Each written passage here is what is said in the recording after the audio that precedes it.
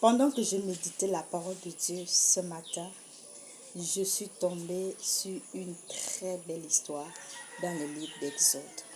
Et j'aimerais la partager avec toi. Il s'agit de la sortie des enfants d'Israël du pays d'Égypte.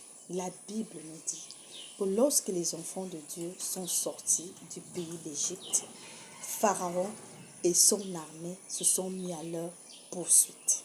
Et Israël se retrouvait dans une situation où il n'avait plus d'issue. Derrière eux, c'était l'armée de Pharaon. Devant eux, c'était la mer Rouge. Il n'y avait pas une porte de sortie.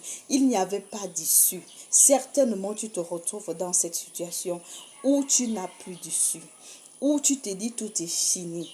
Peut-être c'est une maladie inguérissable.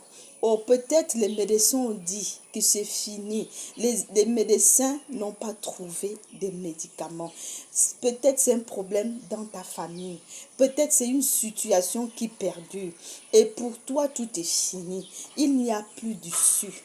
Ah, tu te retrouves comme les enfants d'Israël, où ils étaient oppressés par l'armée de Pharaon et devant eux il y avait un obstacle. Mais j'aime Dieu.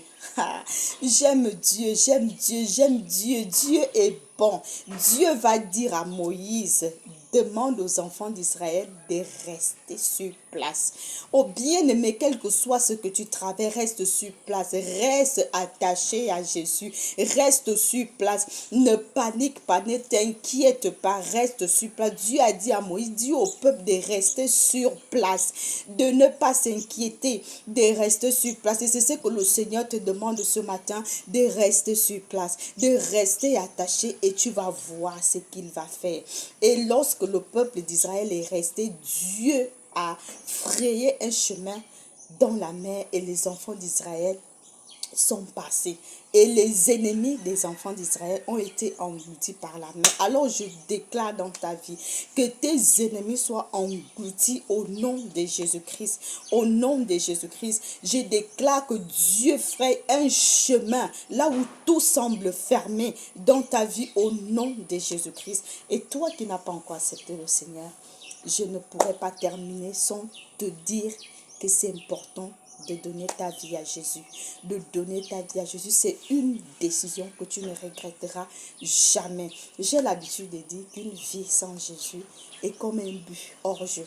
Quelle que soit la beauté de ce but, quelles que soient les acrobaties du joueur, quelle que soit la technique, si ce but est déclaré en jeu, il n'a pas de valeur. Donc, une vie sans Jésus n'a pas de valeur. Si tu vas avoir de la valeur, donne ta vie à Jésus. Dieu vous bénisse.